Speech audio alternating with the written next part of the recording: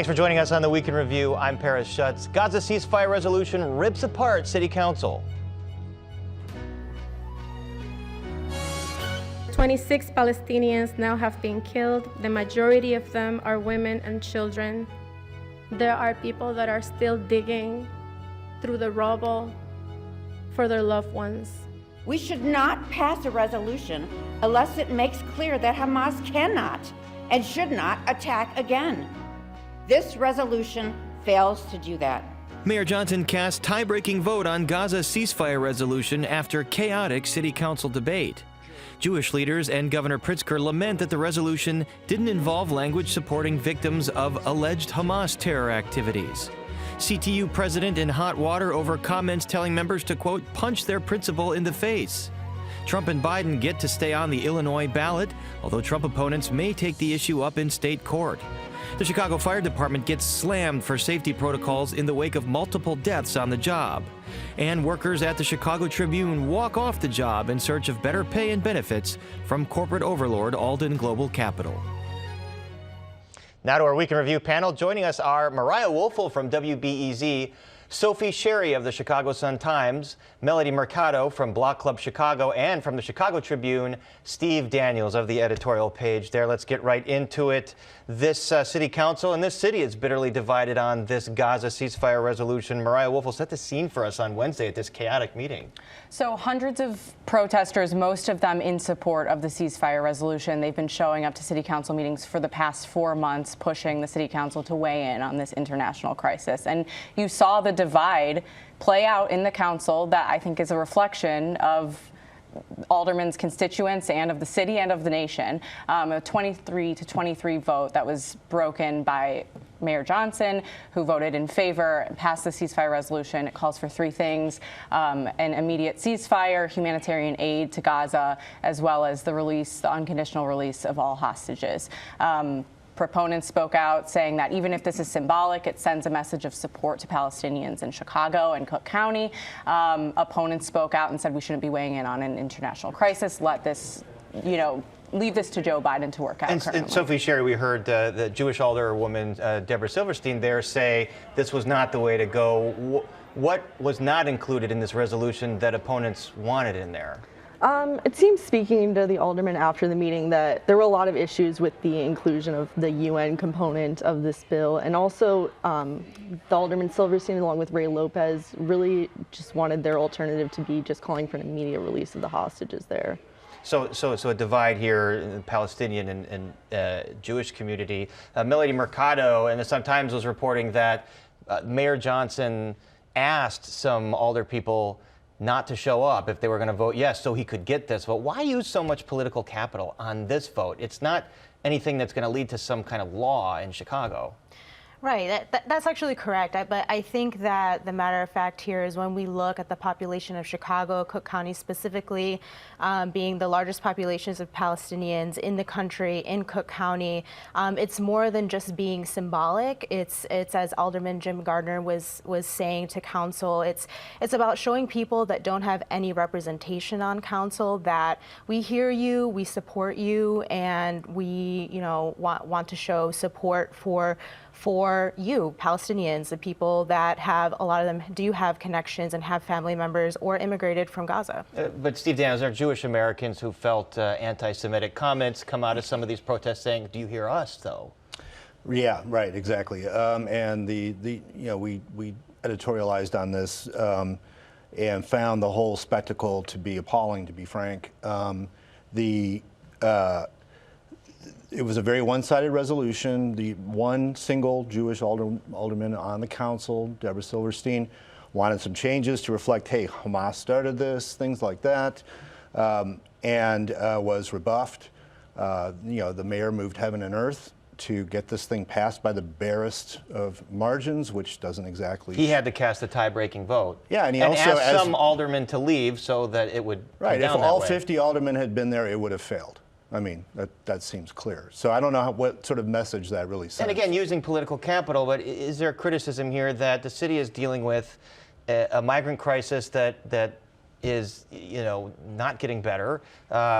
3 kids shot outside of school at Edgewater. Is there a disconnect here between what they're spending their time on in City Council and what residents are seeing happen in the city of Chicago. The city council got to a point where they had no choice but to weigh in on this crisis, because that's what organizers have demanded and have shown up at City Hall and flooded the lobby of City Hall to say that even if it is symbolic, we need you to speak out and weigh in on this as a message of support to the Palestinian community in Chicago. And so I don't think that the city council had a choice in the matter of whether to weigh in on this. You know, you could say they did it symbolically as a message of support. You could say that they did it in hopes, you know, Mayor Brandon Johnson is a progressive and an organizer, and so this falls in line with his priorities. There's a large portion of the council that is progressive, and so I think that, you know, whether they did it symbolically, whether they did it to try to have a ripple effect and apply pressure on Joe Biden to help other cities build consensus around similar ceasefire resolutions, so you get to a point where there are other major cities calling for this and increasing pressure, or whether they did it so that they can get on with their business. This has been ongoing and creating chaos in the city council for 4 months now. Right. So, There's been a lot of protests, and it shut down City Council several months ago. It was the first time we recall that happening. There was some pressure from CPS students. Does anyone know who organized those CPS walkouts that happened earlier this week? I mean, it seems to be some collective organizing. I know there's a number of groups that seem to be students from a variety of different high schools and schools across the city. But I mean, I think it was 15 different high schools that we know that participated. And like Mariah mentioned, I know Lincoln Park High School, for example, those kids, you know, walked to the alderman's office first, demanding a yes vote on this resolution before all heading down to City Council. And like you said, you know, even though it's a national issue, even the kids there and aldermen echoed that, you know, they were trying to send a message to President Biden. These might be people of voting age or approaching voting age, but there were lots of chants of, you know, wake up Biden, you can't hide, we see you.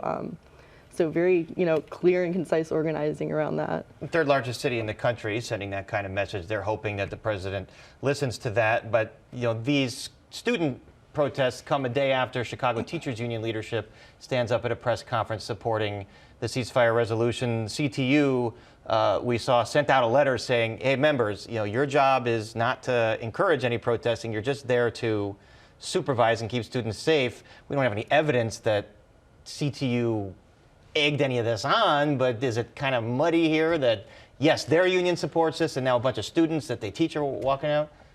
You know, from what I read and heard, it seems like they tried to be careful to make sure that teachers didn't get into trouble by sort of going over the line there and saying, you know, sort of exhorting their students to take one position or another, or to join the walkout or not.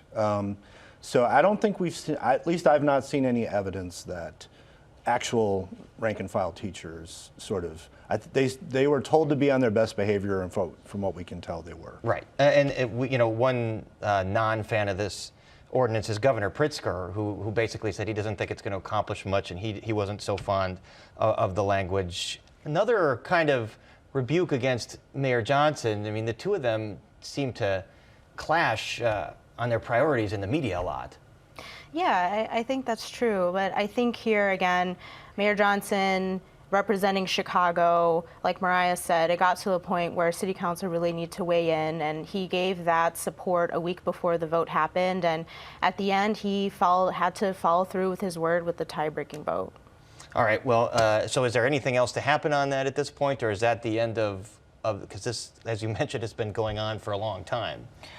Well, I think we're going to see continued organizing around the U.S. policy on Israel leading up to the Democratic National Convention, and that is going to be a major narrative, both leading up to pressuring President Joe Biden to take action that organizers feel is more in line with American residents. That's a good point. As long as this conflict goes on, it kind of echoes shades of 1968 then. Yeah, you know. it's going to depend a lot, though, on whether it is still going on. I mean, right. we've got pretty involved negotiations going on at the moment.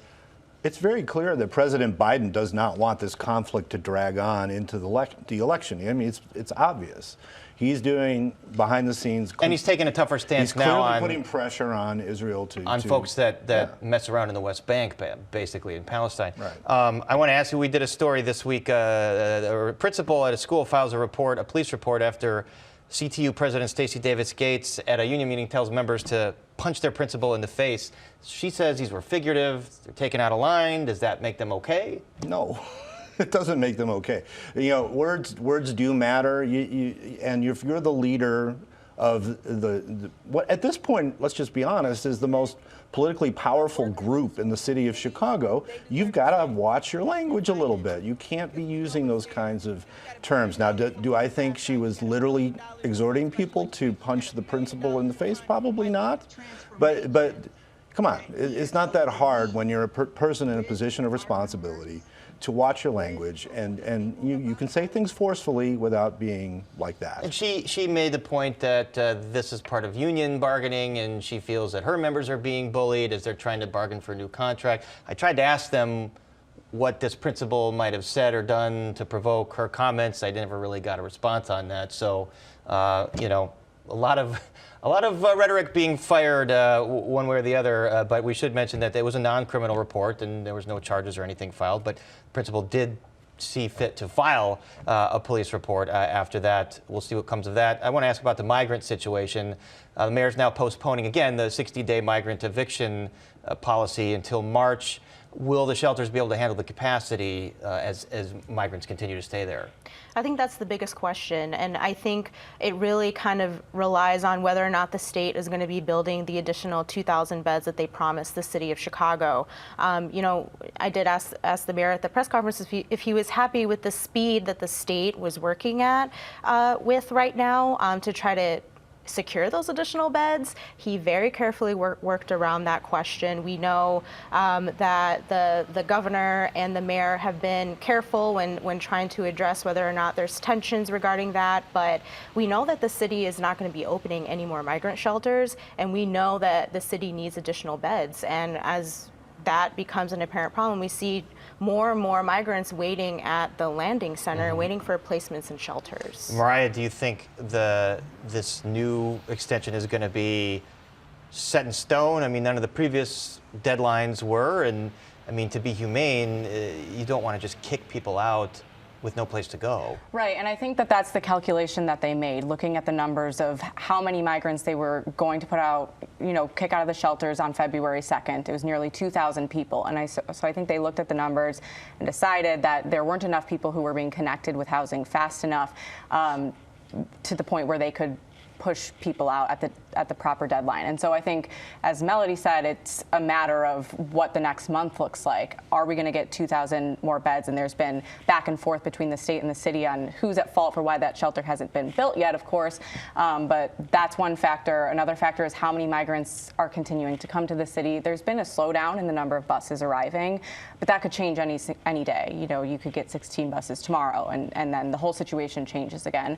But it seems that right now they are able to, you know, have the capacity to maintain people in shelters until March. But yeah, I wouldn't put it past, I wouldn't be surprised if it's March 1st and we're at another press conference. That is a shift. The strategy has been shifting. You know, we were opening tons of brick and mortar shelters. Now we're not opening any more brick and mortar shelters and focusing on housing more people.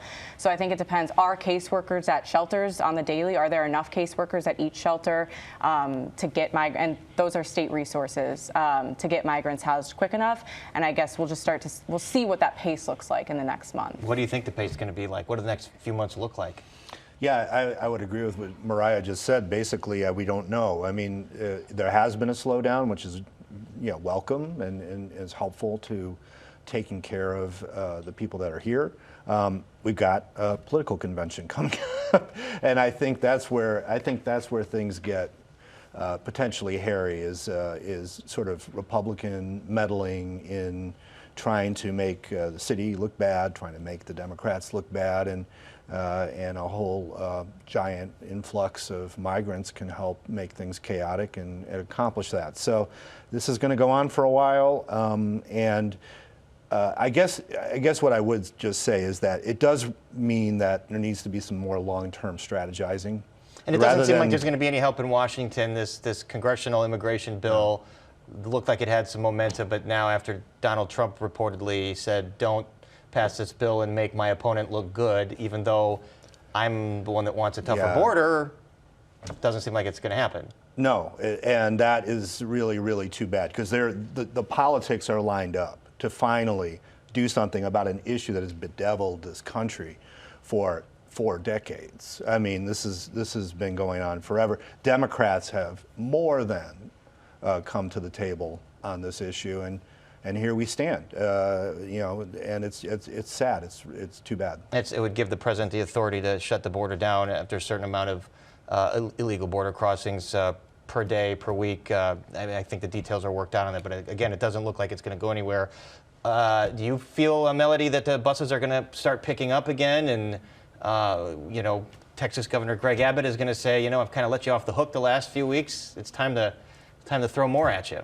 Yeah, it's always hard to tell, as Mariah was saying. It's, you know, one week it seems like we're catching a break, and then the next week we get a jump. And then again, we always have the buses that had been showing up in the past couple of weeks in the suburban areas. And so I think it's really hard to tell. I will say I do think without a doubt that the closer we get to the convention, the more buses we will see. I think that's just inevitable here. But I will say the city has shown that they're trying to add some additional not protections, but they're check-ins in terms of the next 60 days that migrants are there, and those are completely new. It'll be the first 2 weeks that a migrant is in a shelter. They'll have a check-in about what sorts of resources that they're being connected to, and then the last checkpoint will be 2 weeks before they're supposed to exit the shelter, and they'll examine them to see where they are in the process in getting or applying for TPS if they qualify, or for getting connected with housing.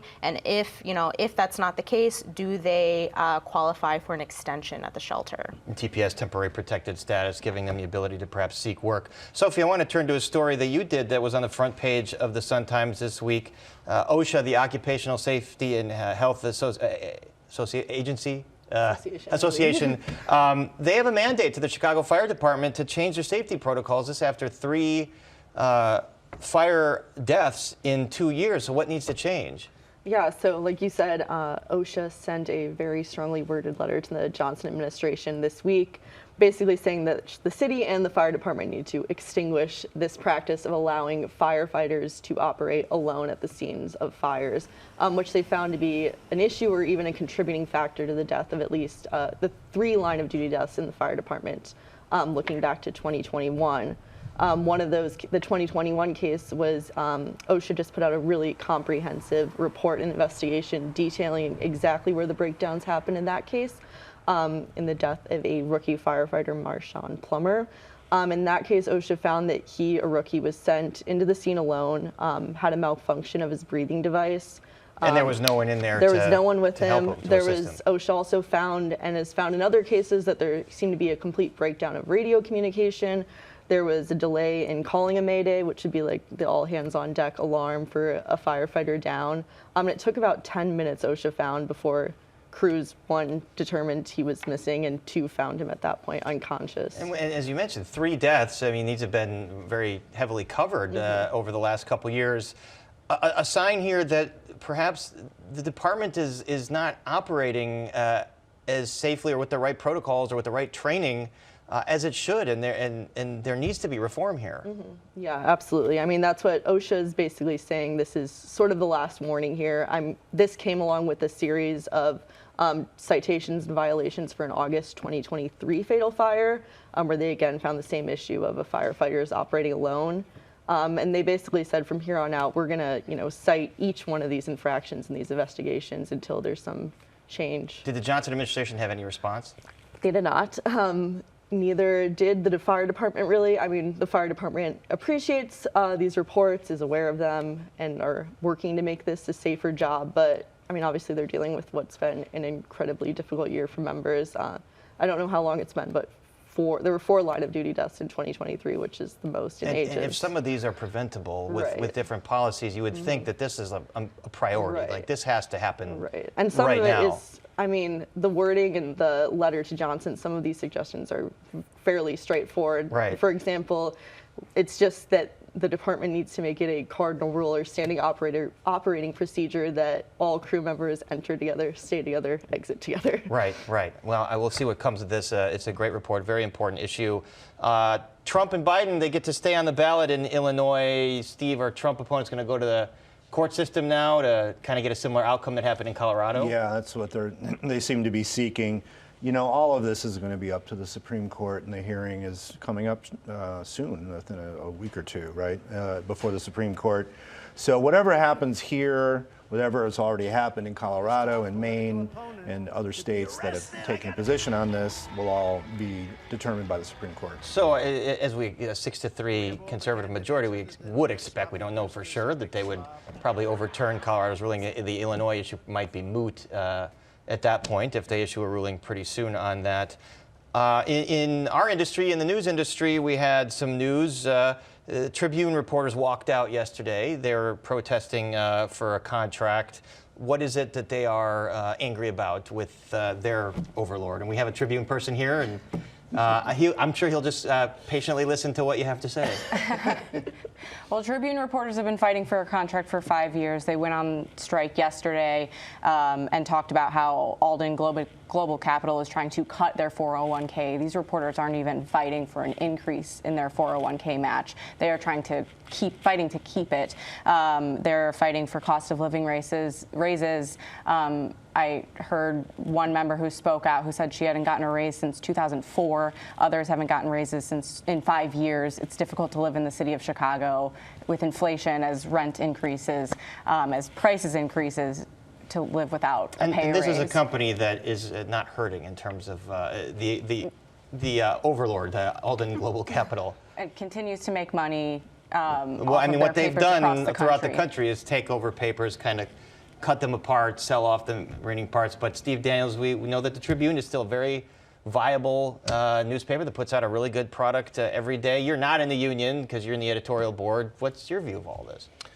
Well, I think really from the editorial board's perch, I mean, these are our colleagues, right? These are the people who make the paper go. And that's about, what we can say is how much we appreciate them. And apart from that, it's difficult for us where we sit to weigh in on this in particular. But we just certainly want to convey how much we value our colleagues. All right, noted. I want to see how much you value this Greg Hines article in Cranes that's reporting that the Bears' priority now is to build a new stadium on the lakefront and not Arlington Heights. This comes after Jerry Reinsdorf is pitching a new Sox park at the 78. Definitely wants taxpayer dollars to pay for this. How could the Bears build a stadium and not get taxpayer dollars if the White Sox are going to ask for taxpayer dollars? Yeah, well, we'll find out, won't we? It seems unlikely. Now, we don't know a lot about the White Sox financing yet, right? We know that there's been some stuff, sort of trial balloons thrown out there about the 2% hotel tax being extended and put toward that, but that's an existing tax. That's right? an existing tax that's paid for guaranteed rate. But that tax is paid, guaranteed rate fields, the renovations and all that. Right. But to maybe extend it and put it towards this stadium. TIF dollars would clearly be involved in the White Sox park. So yeah, those are public dollars essentially, right? So yes, would the Bears then say be okay with being told? You need to, do all this yourself with zero help of any kind from the public? No, I'm sure they would not. No. So 2 big new stadiums being built at the same time, potentially. That's pretty exciting. It's weekend time. We're out of time. So thanks to Mariah Woelfel, Sophie Sherry, Melody Mercado, and Steve Daniels. And we're back to wrap things up right after this.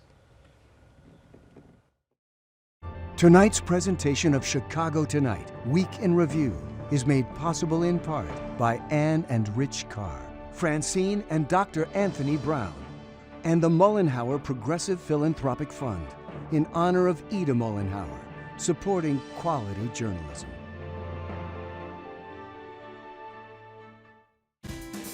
Chicago Tonight is made possible in part by the Alexandra and John Nichols family, the Polk Brothers Foundation. Additional support is provided by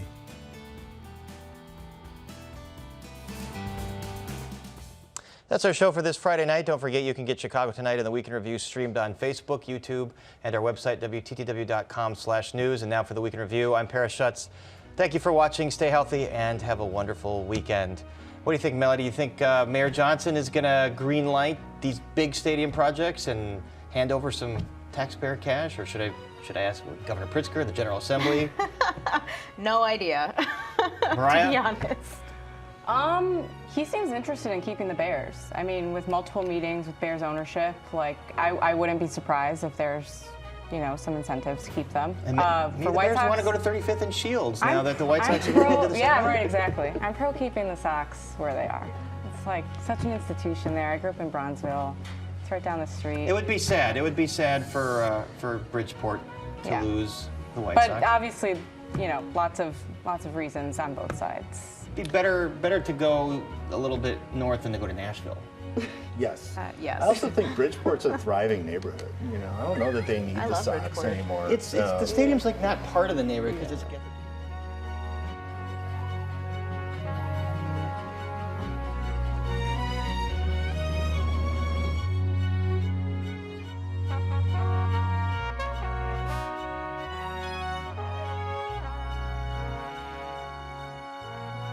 Closed captioning is made possible by Robert A. Clifford and Clifford Law Offices, a personal injury law firm committed to giving back to the community through law and philanthropy.